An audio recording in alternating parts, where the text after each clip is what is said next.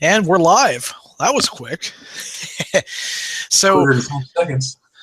yeah, yeah. I gotta say, I like my 100 megabits internet service. So, anyway, with no data caps, but we'll get to that in a moment. We took a bit of a break last week. Some stuff happened, and it was time for a bit of a break. But wanted to start this episode off with some quick tech related stuff. A lot of people have ported stuff to the Raspberry Pi, and one of them apparently is an addition of free BSD with ZFS modules enabled. So you can attach existing storage to kind of boost everything a little bit. And it actually, apparently, review on DistroWatch, they ran it, and it didn't take up that much memory for what they wanted. The only problem is if you update on a regular basis, that might be a problem with the SD card not being the fastest in the world. But it has its uses. So, have you played with FreeBSD at all in any fashion? It's been a long while since I have. Last time I did, I don't remember liking it very much. Totally different approach. It is, and I think, from my perspective, I could get used to pretty much any operating system. I've used very, very sparingly. I've used Gen 2 in the past, which is an absolute pain in the butt to set up. But once you get it set up, it's rock solid, which is pretty nice, especially because it gives you the ability to configure it from the ground up exactly how you want it. And from what I understand, FreeBSD is fairly similar. It doesn't come with a graphical install off the bat. Everything's command line based. And I think, don't you have to compile most of your sources, most of your programs from source as well? They've got some package management now, but it used to be if you want, of course, right? Yeah, that must have been when I ran it. Yeah, like Debian, it's gotten a little bit easier from what I understand to get started with it. But once it's like, because it used to be with something like, say, Debian, not only did you have to install a bunch of stuff, and that's when they had the Debian package manager and everything else, you also had to by hand tweak it, and it wouldn't hold your hand in any way. Now I can actually pop in a disk and actually have, for the most part, unless there's non-free binary firmware that you have to add, for the most part it's plug and play. And speaking of which, you remember the story when Firefox was coming back to Debian. They've resolved the trademark disputes. They're now working on Thunderbird as well, or they've been working on bringing Thunderbird back. Have you ever messed with like the unbranded versions of either one? I actually use Thunderbird on a daily basis for my own email account. Oh, wow. So, well, I've gotten used to, since I started working as a software developer for Shelter Insurance, we have a proprietary program by IBM that I absolutely hate at work. But it does have a lot of features that let you do a lot of cool things that you normally wouldn't do with like a web-based email client. So, and Thunderbird, that's it. Thunderbird has a lot of those same features, and if anything, it's a lot more streamlined. It's better than the program that I use at work. I wish I could use this at work, but I can't. I'm kind of locked into what I have to do at work for that. But it has the ability to create. You can create separate tons of different folders, and then you can do that on a web client. But you can set up filters that actually take and run through when you get emails, when they sync to your client. It can scan those emails based on the subject or the body or a combination of subject, body, and then the to address or from address and stuff like that, and filter it and shove it into different folders based on certain criteria. And I use that pretty heavily at work, and I use that here too. Like I've got, I'm subscribed to the development mailing list for Ubuntu, and I have a specific folder for development type stuff, and that's where that lands all the time. And then I've got like some specific for student loans where I've got all my like my emails for making payments and stuff like that, or when I have a payment due, it goes to that folder. Or any generic receipts, I have a receipts folder, stuff like that. And those are all controlled by filters. I don't have to do anything. I just let the client run. And it syncs everything on the server as well, which is really nice. Like I've ran like their generic versions of Firefox, Thunderbird, Iceweasel, and iStuff, and I'm like, nah, I just rather have the real thing. I'm just glad to see it now that they're working their way back towards that. But I, and nowadays I just run Chrome and be done with it. But it's good to know that there are options still out there. Do you still use Firefox at all, or not really? Not hardly. If I do, I use the developer edition. Firefox came out with the developer edition, I think probably a couple of years ago, last year or a couple of years ago. I don't quite remember. It's basically the same thing as the basic Firefox with a bunch of plugins already installed for you. It has all the developer tools and used to have the phone SDK bundled in with it for Firefox OS and stuff like that, which since is now defunct, and I think they also removed the plugin. I'm not 100% sure on that, but it comes with a bunch of tools that are good for developers. And I use it a little bit at work. It has better capability of capturing timings in terms of how a page loads than Chrome does for those developer tools. Otherwise, I prefer using Chrome. Like recently, I had to change my Chrome configuration a little bit. I removed like the packaged app for Hangouts and just used the extension instead, which basically does the same thing. Just even puts a little notification thing in Ubuntu Unity's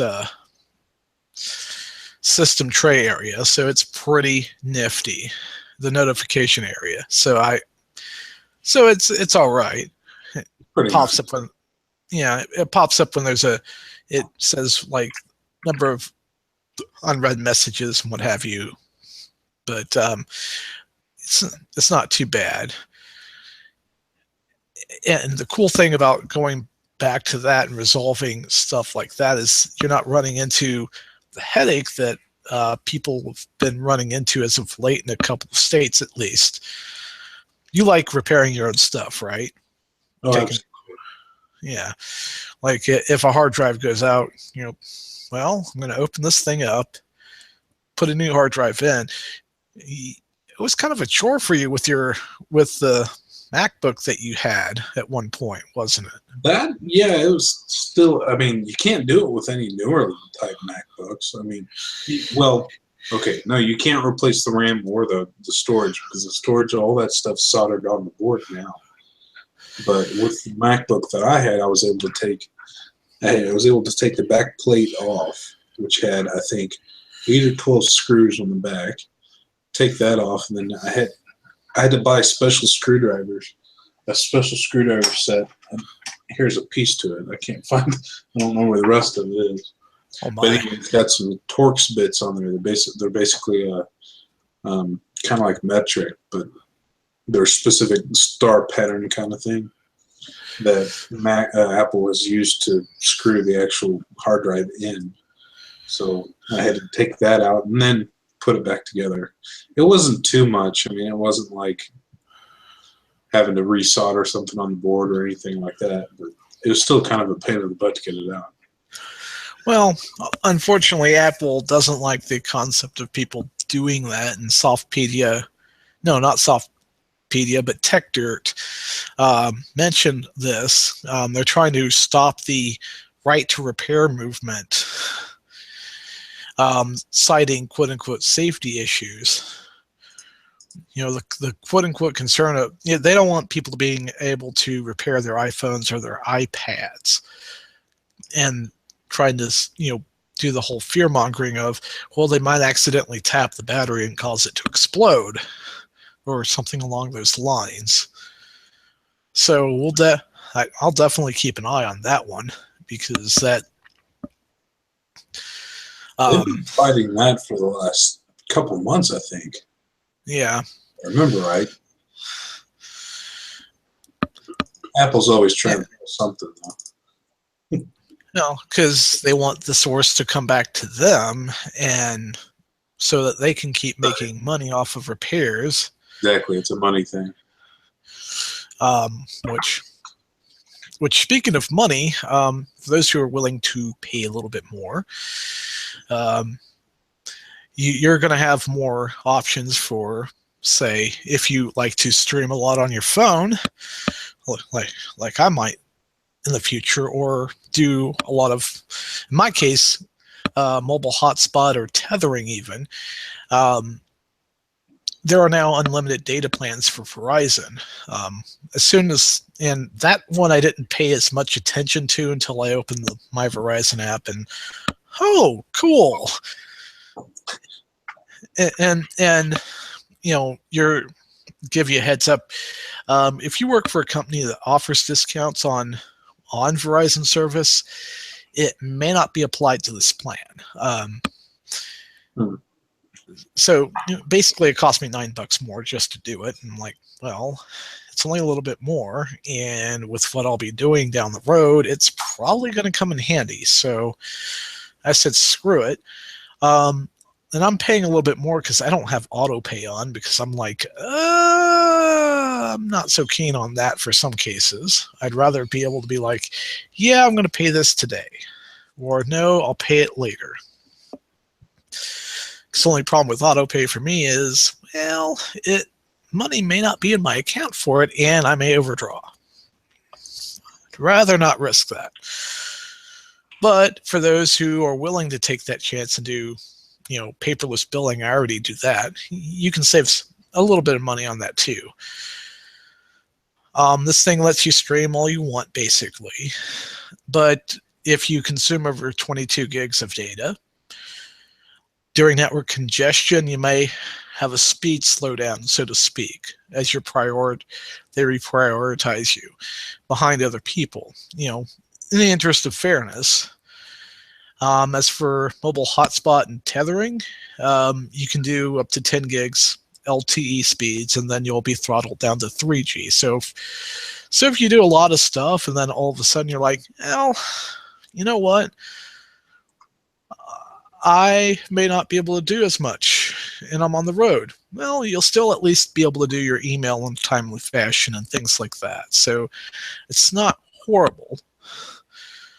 And they have a single line plan which you can connect like a smartwatch and tablet to, which is 2 devices.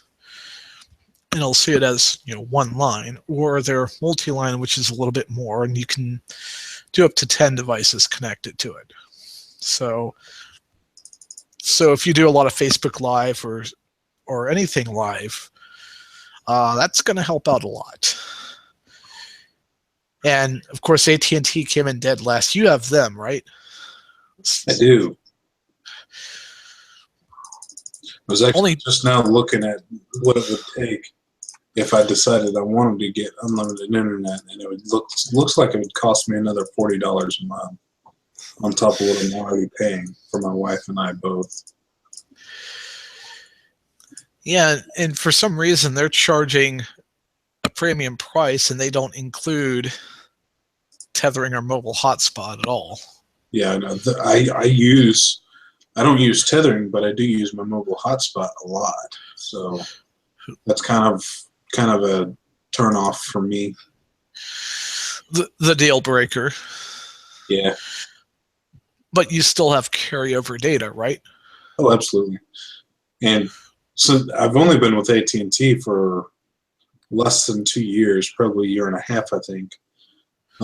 But just recently, they changed their plans before they started doing this unlimited data again, where they changed the tiers from 3 gig to 5 gig. And when they did that, they gave me an extra bonus 3 gigs. So I basically have a 6 gig plan between my wife and I, and we never used that much of it. So right now, I have basically 4 gigs of rollover data from last month, coming to a total of like 10 gigs, I think, of data. So I never used that much.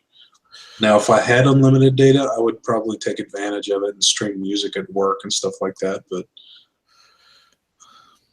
I mean, I don't need it.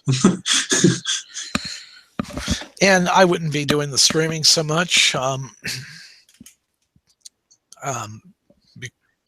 know, for you know, for reasons for good reasons. It's mainly because, you know, my work environment, you know, not every work environment allows for stuff like that. I'm assuming yours does. So Good point. As long as I'm responsible about it, like get work done.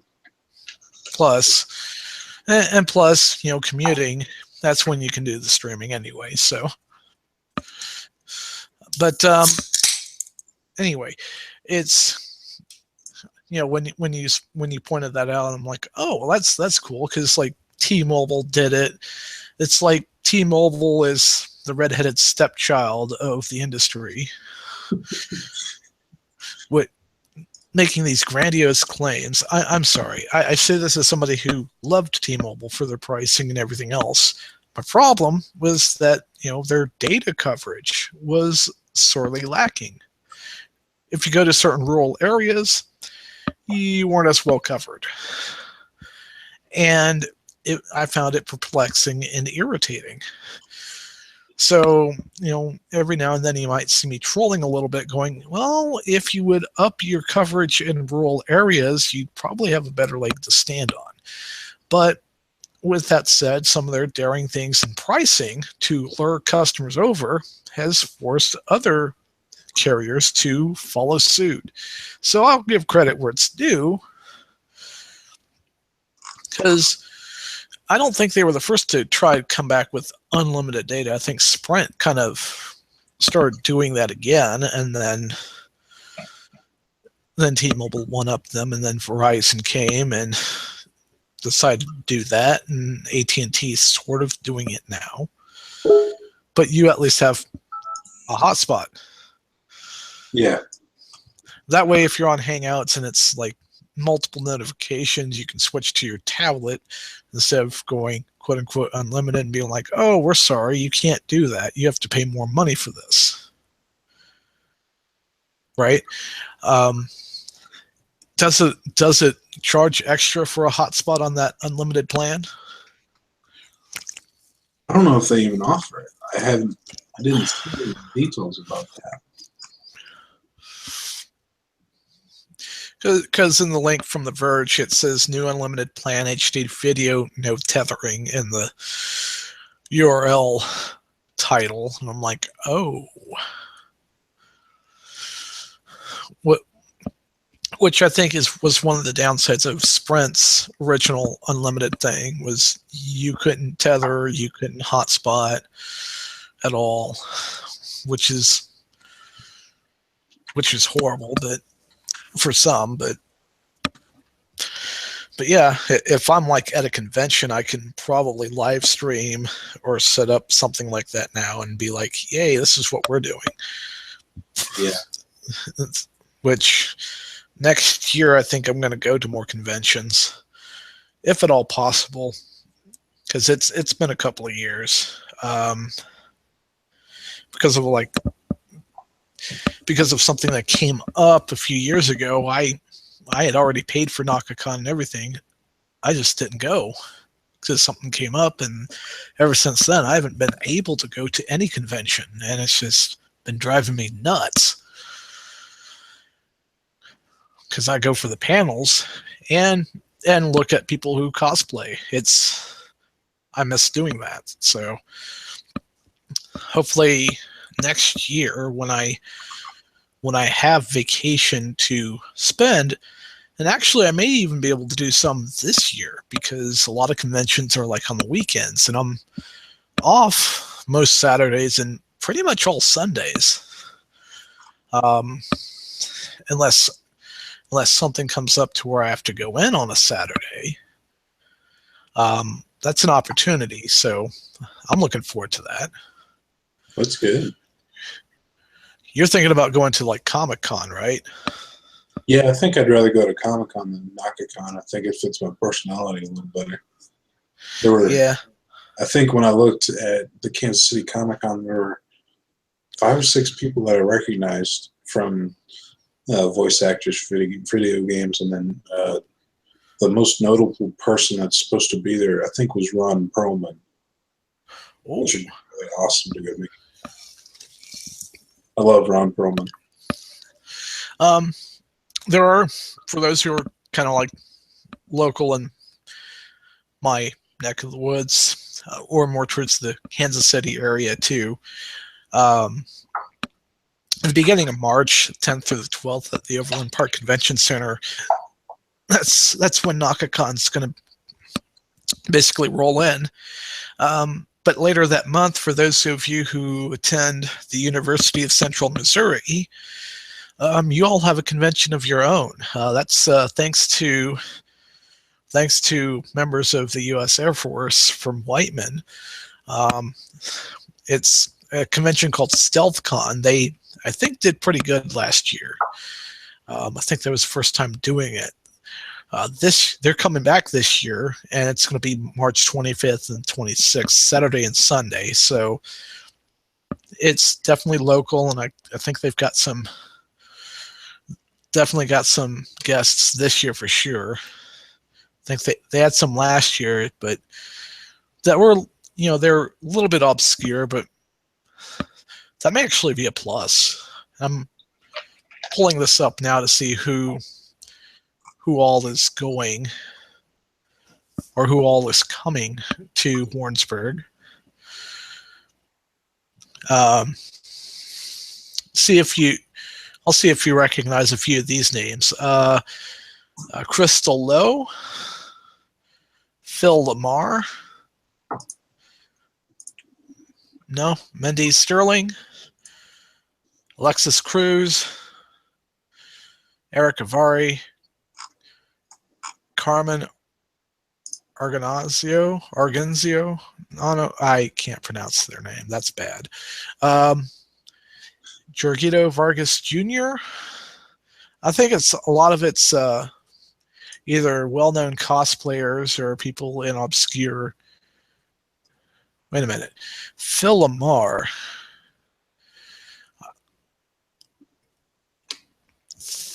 Oh my goodness. Okay. I think Phil Lamar did some work regarding, like, say, Samurai Jack, if you remember that cartoon. Did he play the main character? Or do the voice of the main character? With Jack? Maybe. Wait. Because that sounds familiar.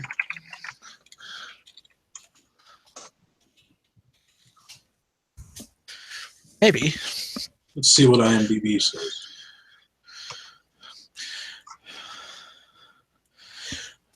Basically, but he's an actor for sure, definitely voice actor.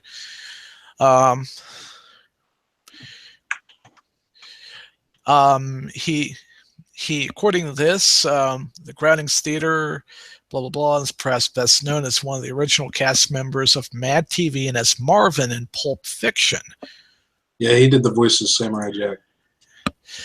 Yep.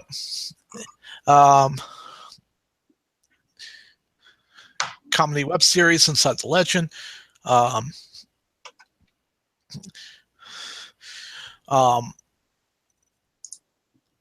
he's voiced Samurai Jack, Futurama, Static Shock, Justice League, Family Guy, Young Justice, Star Wars, The Clone Wars. Yeah. Oh wow. Yeah, so they got some good ones in this year. That was on ABC Saturday morning cartoons. Yeah. Man. And he also did some stuff in video games. And think, he's going to actually be in Warrensburg that weekend, so that's gonna actually be pretty cool. Pretty cool. So he's going to StealthCon? Yes, yeah, apparently. So, folks, support your local conventions.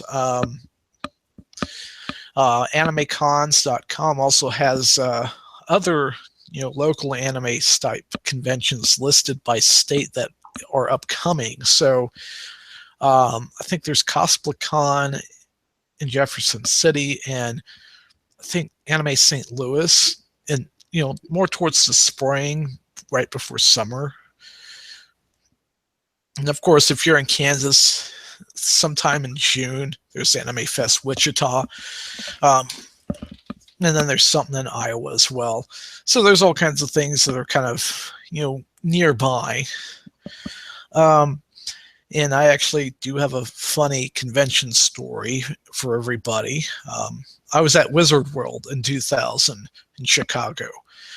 We actually saw some independent wrestling up there, and there was a tag team that actually were dressed as two people from Star Trek. They were called the Trekkies.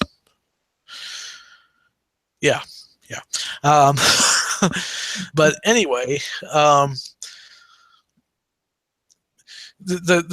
was at a panel of upcoming stuff for DC Comics, and the one question I wanted to ask, which I phrased it so horribly bad, part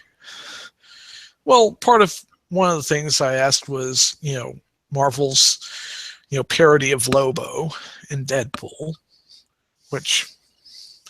but the other question I was trying to ask and phrase correctly was, me growing up seeing, DC cartoons like Batman, there was always the perception of the sky's always dark. It's just, square jawed, straight up stuff. Whereas Marvel, you see more human sides of people. But the way I came off was telling, a bunch of DC fans that I've preferred Marvel, which was not. That probably didn't go over very well, did it? Well, the fact that Stan Lee was coming over and doing some, I guess, crossover type stuff or some project with DC, they're like, maybe that'll help change your mind or something like that. But I got booed at. My dad and my sister kind of were outside the door waiting for me to fall on my face. But and that's kind of the fun of conventions. You can go to panels, ask questions, and things like that. And I once got accused of trolling because when people, there were animation related, panels, how to put the stuff together. I did run into a few people, to their credit, that did say, well, use the tool.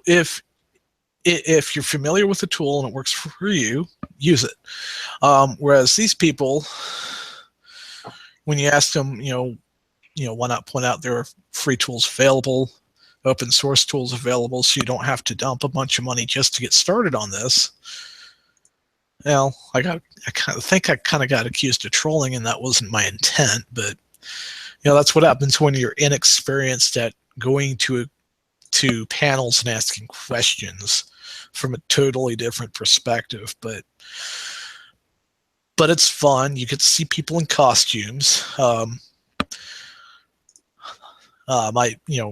Especially elaborate ones that just, I once saw an R2D2 that was built from the ground up. Somebody actually put one together. So that was really, really cool one year. How many have you been to? I've never been to one. So if I go, it'll be my first time. Oh, wow. A couple of tips. Because Comic-Con's more one of those things where it's not necessarily one where you stay at a hotel for. Am I right? Or do I have that perception wrong? I don't know. I guess it depends on how far away it is. But for me, I'd probably just go up for the day, do a day trip for it if I went.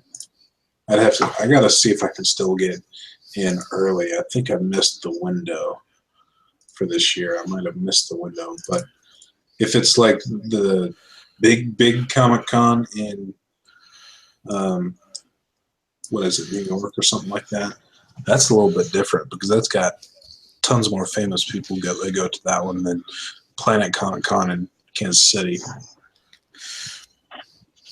Yeah, it's like things like NakaCon. StealthCon's mainly a smaller one. You don't necessarily need to stay at a hotel for it. It's more of a local thing which is actually good. But NakaCon, even then there was a hotel stay involved if you wanted to stay the whole weekend. I've been to Project Acon in Dallas, Texas. So it's, and I was at AFW one year. I've been to a couple of NakaCons. Actually been to Acon twice. So it's been an interesting experience. If you go to a convention where you know you're going to be a couple of days and you plan early, bring your own food. Yes, there are some concession stands concession spots depending on where you're at, but you're going to wind up paying quite a premium for that. There's like, you may get some like places where there's a cafeteria-like area, food court-like area, but which I think NakaCon a couple of times was connected to a mall at one point, or there was a mall across from the convention center. I think there still is, if I'm thinking of the same place. So you might. Oh yeah, it was right next to Crown Center, basically. One time, so you could go right into a mall and go to a food court or whatever and get some food, which worked. But I think they moved to the Overland Park Convention Center, so they didn't have to deal with the March Madness traffic as well, at least as much. But it just tickles me there's a local convention here in Warrensburg, which is nice because it gives people a chance to kind of experience convention stuff without having to travel very far if they can't. So definitely have to let us know how your convention went. Curtis was at an event in Las Vegas, and as soon as I'm able to get him back on, he can tell us more about it. It's related to tabletop gaming and everything else, and we haven't had any news on that in a while, so that'd be a good future topic. But all in all, I think this has been pretty straightforward, awesome episode. I will experiment with this over time, especially being like, you know what? Why don't you have somebody set something up and then, be like, I'm here doing this or something like that. That'd be pretty cool. But anyway, I think that's all for now. Feed will be updated Tuesday as usual, and you'll see all the links together. And the Reglue project is past $2,000, but they still need a ways to go. As much as help as you can give. So we'll include that link as well.